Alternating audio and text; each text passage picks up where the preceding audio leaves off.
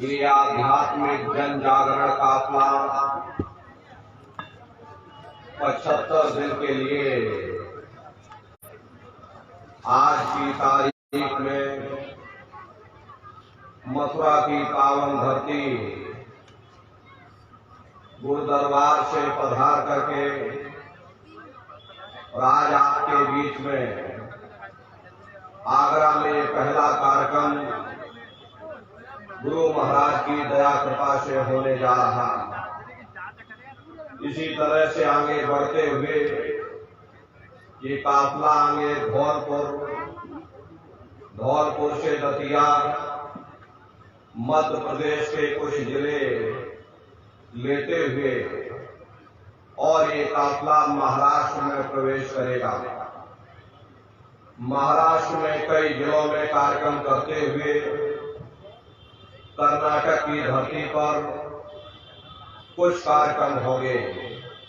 कर्नाटक के बाद में फिर गुजरात और गुजरात से फिर सौराष्ट्र, सोमनाथ और द्वारका तक ये काफिला जाएगा। गुरु महाराज की दया कृपा से गुरु महाराज के संदेशों को जन जन के बीच में पहुंचाने के लिए ये 75 दिवसीय आध्यात्मिक वैचारिक जन जागरण काफिला इसका आज शुभारंभ हो रहा। हम प्रेमी भाई बहनों परम सौभाग्यशाली हैं कि ऐसे कलिकाल में हम लोगों को ये मानव तन, ये मनुष्य शरीर प्राप्त हुआ। उससे भी परम सौभाग्य की बात है कि मनुष्य रूपी मंदिर में बैठ करके हम लोगों को गुरु महाराज की वचनवाणी सुनने और समझने का ये अवसर प्राप्त हो रहा। जो भी वचनवाणी आज आपको सुनाई जाए, प्रेम और प्यार के साथ बैठ करके एक एक वचन को बड़े ध्यान से आप लोग सुनिएगा और अपने जीवन में अमल लाइएगा, क्योंकि ये सत्संग है। सत्संग जल जो कोई पावे, मैल आई सब कट कट जावे। यह ऐसा जल है जिसमें कौवा स्नान करके हंस रूप हो जाता। प्रेमी भाई बहनों, संतों महात्माओं के सत्संग में कभी किसी जात और बिरादरी, किसी कौम या मजहब या किसी भी व्यक्ति विशेष की कभी कोई निंदा, चुगली, आलोचना या किसी की बुराई नहीं की जाती। हरे नर नारियों, जब हम लोग इस संसार में पैदा हुए तो ना कोई जात और बिरादरी लेकर के आया, ना कोई कौम या मजहब लेकर के आया, ना कोई अपना नाम लेकर के आया। सिर्फ नंगे रोते हुए हम लोग इस संसार में पैदा हो गए। बाद में जो औजार उस परम पिता परमात्मा ने बख्शे, मन, बुद्धि और चित्त, उससे जब हमारे अंदर चेतना आ गई तब हमारा नाम पड़ गया। कर्म के अनुसार हमारी जाति बन गई। धीरे धीरे हमारा प्रभाव दुनिया में होता चला गया। हमने बाल बच्चे बना लिए, हमने रिश्ते नातेदार बना लिए, हमने कुटुंब परिवार वाले बना लिए, हमने जमीन और जायदाद हासिल कर ली और इसको अपना समझ करके हम आप यहीं पर बैठ गए। फिर जब जाने का वक्त आया, फिर आपको यहां से खाली हाथ भेज दिया गया ना आपके साथ आपका नाम गया, ना आपके साथ जात और बिरादरी गई, ना आपके साथ ये जमीन और जायदाद गई। जिस छाया को प्राप्त करने के लिए आपने अपना पूरा जीवन गुजार दिया, तो न माया हाथ में आई और न छाया हाथ में आई, खाली हाथ आए थे और खाली ही हाथ आपको यहां से वापस भेज दिया गया।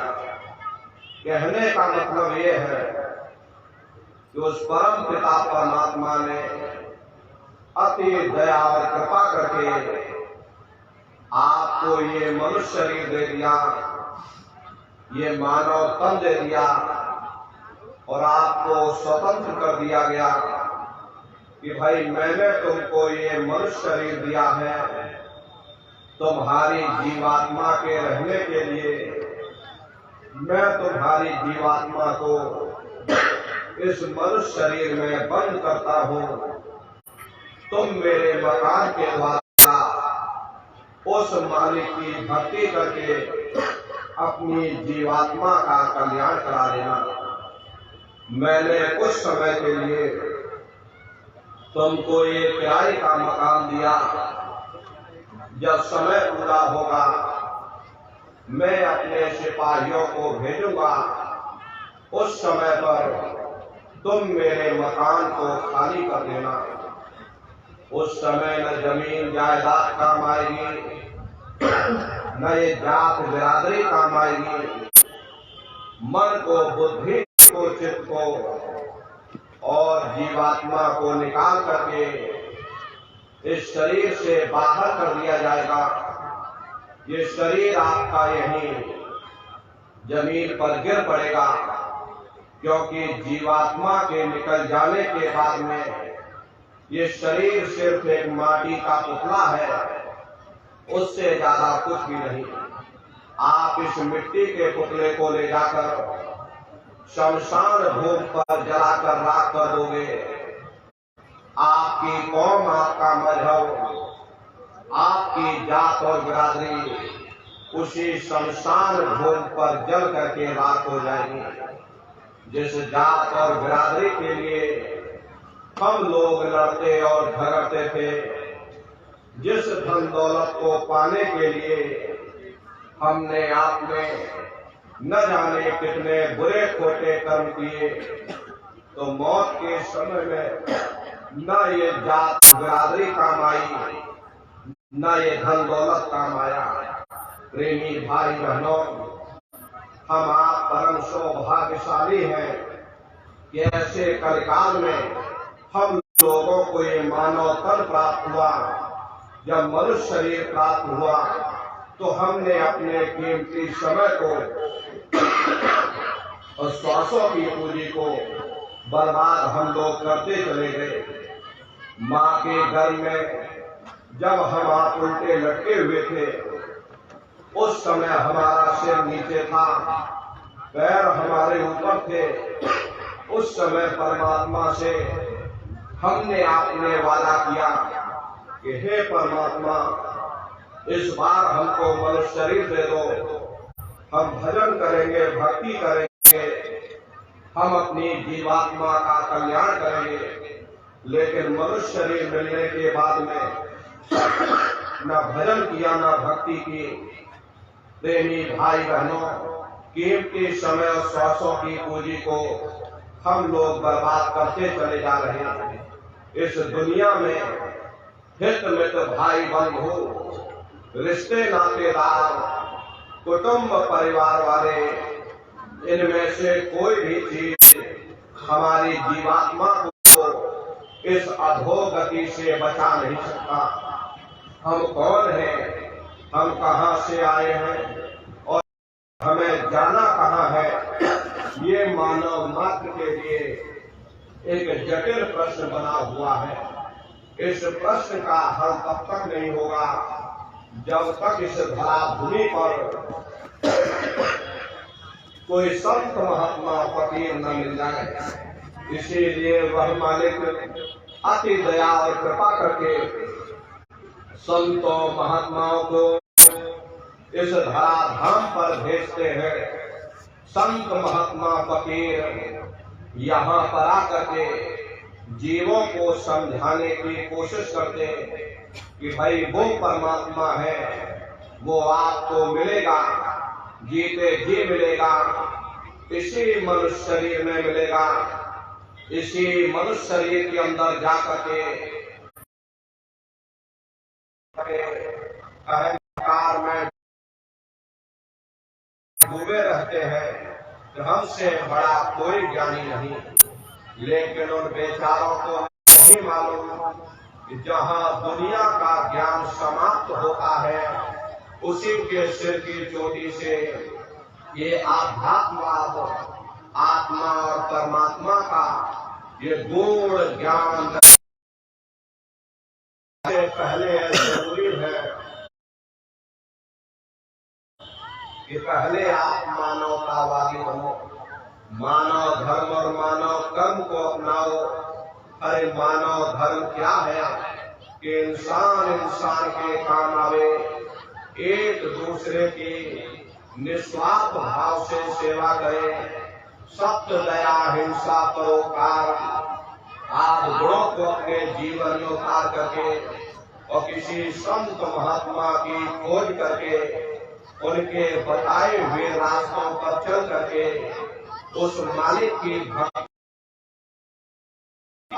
सबसे बड़ा मानव धर्म है। लेकिन आज इस कलिकाल में ये दुनिया की आवाम जनमानस इंद्रियों के भोग और वासनाओं में, शराबों और कबारों में, मांस और मदिरा में सुख ढूंढने की कोशिश कर रही है। ये चरित्र पतन जैसे कार्यों को अपना करके आवाम जनमानस कैसे सुखी हो सकती। पहले अपने चरित्र जैसे धन को इकट्ठा करो, क्योंकि चरित्र ही सब कुछ है, चरित्र ही मानव धर्म की पूंजी है। ये दुनिया भर के रगड़े झगड़े, पिता पुत्र में लड़ाई, आदमी औरत में लड़ाई, परिवार में लड़ाई, समाज में लड़ाई, जातियों में लड़ाई, मुल्क में लड़ाई। अरे नारियों, ये इंसानों का काम नहीं, ये हैवानों का काम है। इसलिए पहले आप इंसान बनो, चरित्रवान बनो, महात्माओं के समीप आओ, वे जो दया का प्रसाद दें उसे खुशी खुशी लेकर के अपने निज घर को जाओ, जहाँ न फिर जन्मना है और न ही फिर मरना। इसीलिए हमारे गुरु महाराज परम संत बाबा जय गुरुदेव जी महाराज ने आवाम जनमानस के बीच में ये आवाज लगाई है कि हे इंसानों, तुम अपने दीन ईमान पर वापस आ जाओ और इस जिस्मानी मंदिर में बैठ करके भगवान का सच्चा भजन करो, जिससे तुम्हारी जीवात्मा नरकों में जाने से बच जाए। हम माने न माने, लेकिन संत महात्मा प्रकार बन जाएंगे तो हम लोग बच जाएंगे, नहीं तो खाई और खंडक में जाकर गिर जाएंगे। इसलिए प्रेमी भाई बहनों, अभी वक्त है उस मालिक से प्रार्थना करने का, खुदा के सामने अपने गुनाहों की माफी मांगने का। धर्म मजहब के नाम पर लड़ने झगड़ने का नहीं, जात और बिरादरी के नाम पर लड़ने झगड़ने का नहीं। हमने बहुत लड़ लिया, बड़े बड़े झगड़े और फसादे की, बड़ी बड़ी नुक्ताचीनी की, सिवाय नफरत के हमको क्या मिला। नफरत की ऐसी ज्वाला जली जिसमें घर जल गया, परिवार जल गया, समाज जल गई, जातियां जल गई और सारा देश जल उठा। इसीलिए सारी मानवता बहुत थक गई। हर कोई ऐसी छांव चाहता है जहां उसे ठंडक मिले, शांति और सुकून मिले। ये सब वही मिल सकते हैं जहां शांति के संदेशों से सुकून के संदेश होते, मानव धर्म और मानव कर्म के संदेश होते। और ये संदेश केवल संत महात्मा फकीर देते हैं, जो समदर्शी होते, जो समस्त जीवों के अंदर उस प्रभु के अंश को देखते। ऐसे समदर्शी उन महात्माओं की खोज करो। ये मत देखना कि महात्मा की जाति के हैं, महात्मा किस बिरादरी के हैं। हर जातियां कर्म के अनुसार बनाई गई, जन्म के अनुसार नहीं। मनुष्य की एक ही जाति है, वो है मानव जाति। और इसी मानव जामे में बैठ करके हमें उस मालिक, तो आप भी उस मालिक को प्राप्त कर सकते हो। लेकिन बगैर महात्माओं के, बगैर मुर्शिद के कोई भी जीव इस संसार समुद्र से ना कोई पार हुआ, ना ही कोई हो सकता। ये समुद्र ऐसा है जिसके न इस किनारे का पता कोई नहीं जान सकता। ये दुनिया कब बनी, कितनी बार प्रलय और महाप्रलय हो गई, लेकिन इतना जरूर मालूम है कि जिस दिन से दुनिया बनी है, हम लोग यहीं पर भटका खा रहे।